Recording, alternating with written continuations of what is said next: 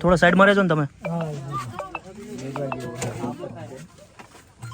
Cobra જો બીજું કઈ ના હોય.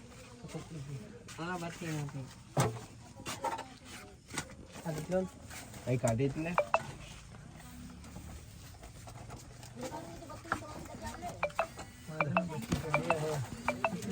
એ આપણે ગબડો કાગળ પણ નિયર પડ્યો. એટલે વાહે જોજો નીકળી ના જાય. એક બત્તી વાહે રાખજો. આપણી બાજુ ઉભા રહેજો. કાગળ પણ નહીં છે. કોબરા છે. તો હાથમાં ના કરવું જોઈએ.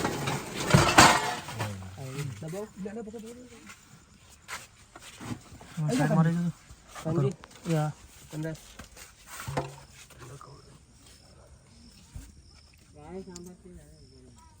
પપ્પુ લેવાનો ના.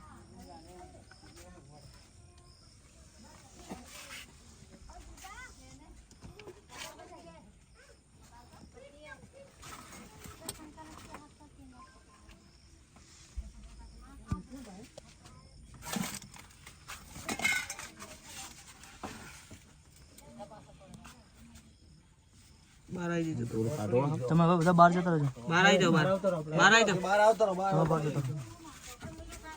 બહાર આવી જાઓ.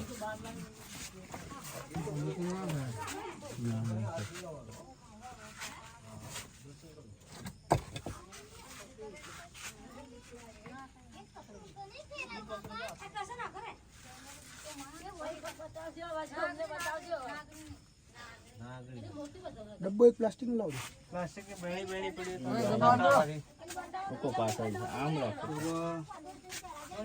ડબ્બો કે ડબ્બો એનો એ કાઢી લો. ફિમેલ બાર લઈ લો ફિમેલ કોબરા છે.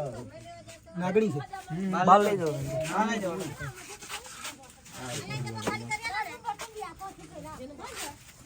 આ મીઠા વાળો લે મોરે પર.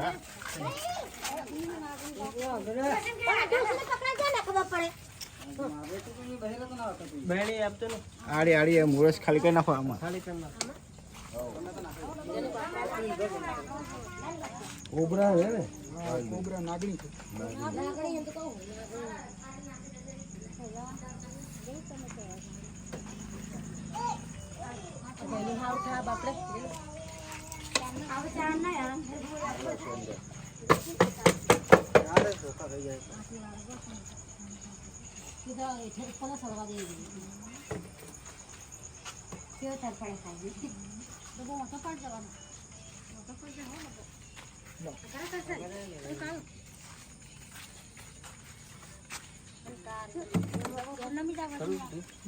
આડો પડી ગયો.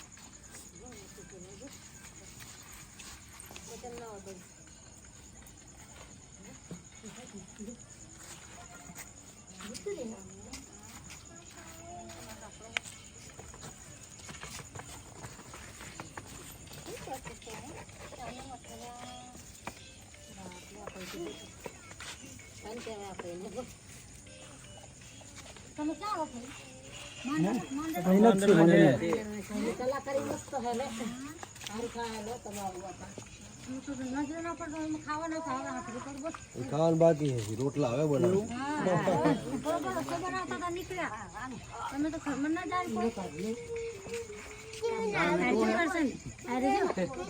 નમસ્કાર મિત્રો, આજે તમે જુઓ છો કેવી પરિસ્થિતિની અંદર આ લોકો રહે છે. અને આવામાં પણ જો ચોમાસાનો સમયગાળો હોય ત્યારે સાપ નીકળવાના ચાન્સીસ બહુ હોય છે. તો જ્યારે પણ આવી રીતે સાપ નીકળે તો કોઈ ટ્રેન વ્યક્તિને તમે બોલાવો અને એને પકડીને દૂર મૂકવાનો પ્રયત્ન કરો. હાથે કોઈ દિવસ કોશિશ કરવી નહીં. બીજું કે સાપ ક્યારેય દૂધ પીતો નથી, એટલે સાપને ક્યારેય દૂધ પીવડાવવાની કોશિશ કરવી નહીં. દૂધ પીવડાવવાથી શું થતું હોય છે કે મોટા ભાગે સાપ મરી જતા હોય છે. કદાચ પાણી સમજીને સાપ પી પણ લે તો એના અંદર શરીરમાં બહુ ઓછા હાડકા હોય છે, એટલે દૂધનું જે કેલ્શિયમ હોય એ પચાવી ના શકે, એના માટે સાપનું મૃત્યુ થતું હોય છે. આપણને ફિલ્મોમાં અને સિરિયલોમાં ટીવીમાં બતાવે છે કે કોઈ સાપ આવીને દૂધ પીવે. આ બધી દંતકથાઓ છે અને ખોટી કહાનીઓ છે. અને એના કારણે શું થાય છે કે આપણે જાણીએ અજાણીએ એક સાપની હત્યા કરીએ. આપણે એને બચાવવાની જગ્યાએ એને મારીએ છીએ. તો ક્યારેય સાપને દૂધ પીવડાવવાની કોશિશ ના કરવી. બીજું કે આવી રીતે તમને જોઈને એવું લાગે કે આટલું આસન પકડવો સાપ છે તો લાવો અમે પણ પકડી લઈએ, એવું પણ કોશિશ ના કરવી, કેમ કે બહુ એગ્રેસિવ અત્યારે તમે આજે સાપ જુઓ, આ સાપ બહુ એગ્રેસિવ છે, તોફાની છે. મોટા ભાગે લોકોને જે સાપ કરડે છે એ કરડવાના ચાન્સીસ આના છે. તો કોબ્રા એ ભારતનો સૌથી ઝેરી સાપ છે. ન્યુરોટોક્સિન નામનું એમાં ઝેર હોય છે.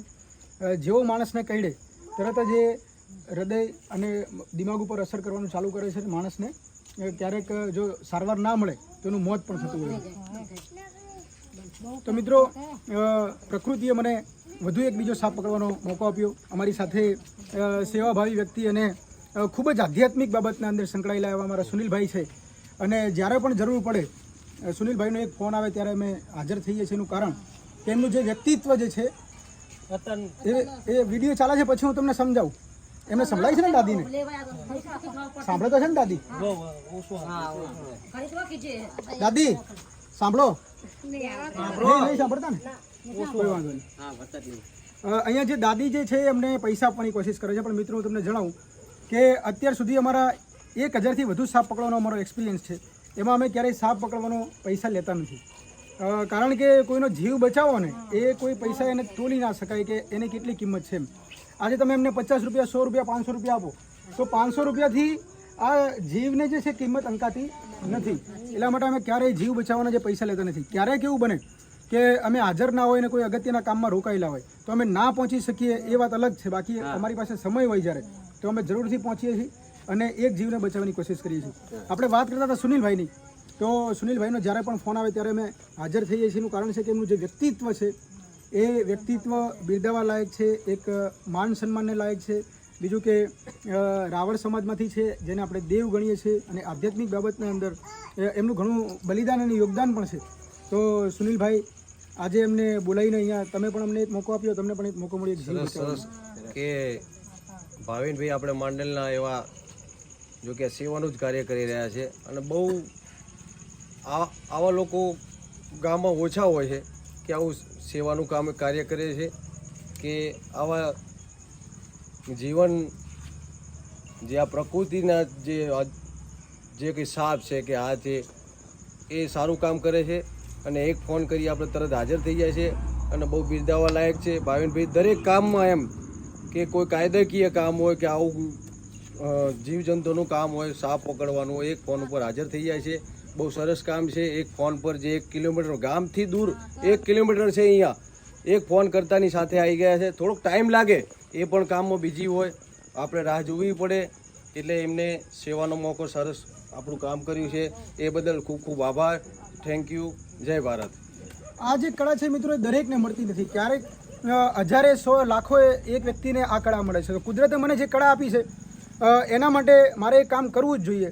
અને જે પણ કળા તમારી પાસે છે જો અન્ય લોકોને ના ઉપયોગી બને તો એ કળા કંઈ કામની નહીં. અને તમારી જે યુવાની છે એ યુવાની અગર પરોપકારના કામમાં ના આવે તો યુવાની પણ નકામી છે. તો મને જે કળા મળી છે એ કળાને હું બિરદાવવા માટે, પ્રકૃતિનો આભાર વ્યક્ત કરવા માટે હું આ કામ કરું છું નિસ્વાર્થપણે. જ્યારે પણ મને સમય મળશે ત્યારે હું આ કામ કરતો રહીશ. ઘણા લોકો કહેતા પણ હોય છે એમ કે સાપ પકડવાના કામ કરે છે, આમ તેમ, પણ આ સાપ પકડવાનું કામ નથી મિત્રો, આ જીવ બચાવવાનું કામ છે. સાપ એક જીવ છે અને એનો પણ એટલો અધિકાર છે જેટલો માણસનો અધિકાર છે આ ધરતી પર જીવવાનો, આનો પણ એટલો અધિકાર છે. આ બેલેન્સ જાળવી રાખે છે પ્રકૃતિની એક. તમે જુઓ તો સાપમાંથી જે ન્યુરોટોક્સિન નામનું જે વેનમ મળે છે એનો પણ ઉપયોગ થાય છે. આજે મેડિકલ સાયન્સમાં ઘણી પણ જગ્યાએ સાપને આપણને કરડે જ્યારે આપણે એની વેક્સિન લઈએ છીએ, એ વેક્સિન બનાવવા માટે પણ સાપના ઝેરનો ઉપયોગ થતો હોય છે. તો આપણે સાપને નહીં બચાવીએ તો પ્રકૃતિનું બેલેન્સ બગડશે. તો એ બેલેન્સને જાળવી રાખવા માટે આપણે સાપને બચાવવો જરૂરી છે. સાપને મારો નહીં, સાપને બચાવો, જીવો અને જીવવા દો, બસ પ્રકૃતિનો નિયમ છે. ફરીથી મળીશું મિત્રો આપણે આવા જ એક વિડીયો સાથે. ત્યાં સુધી જય ભારત. મારા માંડલ ગામની જન્મભૂમિ મારી માતૃભૂમિ છે, જન્મભૂમિ છે અને કર્મભૂમિ છે. એટલે મારા માંડલ ગામની આ ધરતી માટે વંદે માતરમ.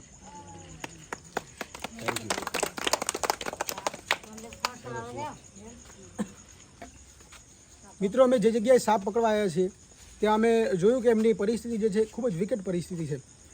આર્થિક રીતે નબળાશને કારણે આવા મકાનમાં રહી છે. તમે જે આ મકાન જોઈ શકો છો અને એ જે છે આ અંકલનું મકાન છે. શું નામ તમારું અંકલ? રતિલાલ નામ છે. અને આપણે એવી કોશિશ કરીએ છીએ કે આપણે એમને એક મકાન બનાવી દઈએ, કાં તો સરકારમાંથી મંજૂર કરાવી દઈએ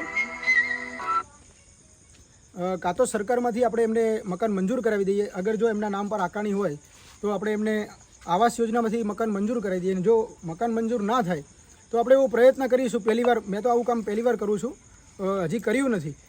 તો આપણે એવી કોશિશ કરીશું કે થોડું ઘણું ફંડિંગ કરીને એમને એક 10x10નું કે 5x5નું ઓરડો બનાવી દઈએ, ઉપર છત પતરા નાખી દે તો આજીવન એમનો શાંતિ થઈ જાય. બરાબર છે? આકારણી તમારા નામ પર છે ને? પંચાયતમાં રજીસ્ટર બોલે છે આકારણી? તો મિત્રો જેટલા પણ લોકો આ સાથે સંકળાયેલા હોય આવાસ યોજના સાથે, તો અંકલનું એક મકાન બનાવવામાં મદદરૂપ બનજો.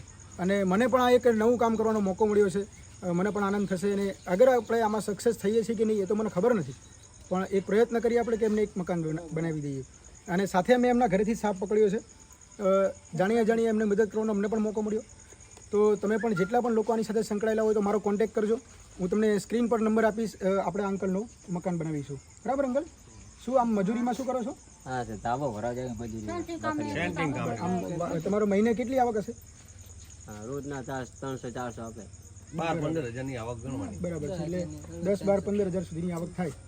બરાબર ને? અને આ જે મકાનો છે એ તમારે શું થાય? મઢનનું, એમના ભાઈઓનું. બધા ભાઈઓ થાય. મિત્રો એમનું આ જે મકાન છે તમે એકવાર હું તમને બતાવી દઉં એટલે કદાચ તમને મદદ કરવાની પણ ઈચ્છા થાય. તો આ મકાન છે, તમે જો અહીંયા પન્ની લગાવેલી છે, પ્લાસ્ટિકથી ઢાંકેલું મકાન છે. અહીંયા હું તમને એનું કિચન પણ બતાવું છું. આ કિચન છે મિત્રો. તમે જુઓ કે આપણે કઈ પરિસ્થિતિના અંદર હાલ જીવીએ છીએ ને કેટલા લોકો એવા છે કે હજી મુખ્ય પાયાની જે જરૂરિયાતો છે એનાથી પણ વંચિત રહી ગયા છે. જે જીવન જરૂરિયાતની વસ્તુ છે એનાથી પણ વંચિત રહી ગયા છે. આ કિચન છે. આ કિચનમાં એમને રાંધીને રોજબરોજનું જીવન ગુજારે છે.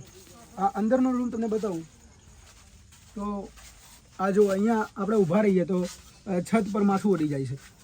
હવે પાયાની સુવિધા આપણે કેટલા બધા લોકો જે છે જેમની પાસે ઘણું કુદરતે આપ્યું છે, એમની પાસે પંખા છે, ટીવી છે, ફ્રીજ છે, એસી લગાવેલી હોય છે ઘરમાં. તમે જો આ ઘરની અંદર એસીની તો ક્યાં વાત આપણે કરીએ, પંખો પણ સારો, લાઇટની પણ સુવિધા ના જેવી બરાબર છે. આ આપણે સ્ટોરેજ જે છે રાખવાની જગ્યા છે. અને તમે એમના કપડાં જુઓ, જે કપડાં એ પહેરે છે એ કપડાને અહીંયા આ રીતે એ સાચવે છે. કોઈ કબાટ નથી મિત્રો, કોઈ અલમારી નથી, કોઈ તિજોરી નથી આ કપડાં સાચવવા માટે. આ જગ્યા પર કપડાં સાચવે છે. આ છોકરો કોનો છે? શું નામ બેટા તારું? કરશન નામ તારું? ભણવા જાય છે ને? અહીંયા તમે જુઓ તો થોડી ઘણી બીજી વસ્તુઓ છે, જીવન જરૂરિયાતના વાસણો છે. આ વાસણોથી એમને જીવન ગુજારે છે. તો મારું કામ તો મિત્રો સાપને બચાવવાનું છે. મેં આ કામ પહેલી વાર કરું છું. કોઈનું મકાન બનાવીએ આપણે સાથે મળીને. તમને જે પણ ઈચ્છા થતી હોય તમે ફંડિંગ પણ કરી શકો છો, અથવા તો તમે કોઈ પણ સરકારી ખાતા સાથે જોડાયેલા છો ને એક મકાનનું આવાસ યોજના તો અગર તમે મંજૂર કરી આપો તો પણ આમનું મકાન બની જાય છે. તો મિત્રો જેને પણ મદદ કરવાની ઈચ્છા થાય તો જરૂરથી સંપર્ક કરજો. વિનંતી કરું છું સંપર્ક કરજો. એ અંકલનું આપણે મકાન બનાવીએ.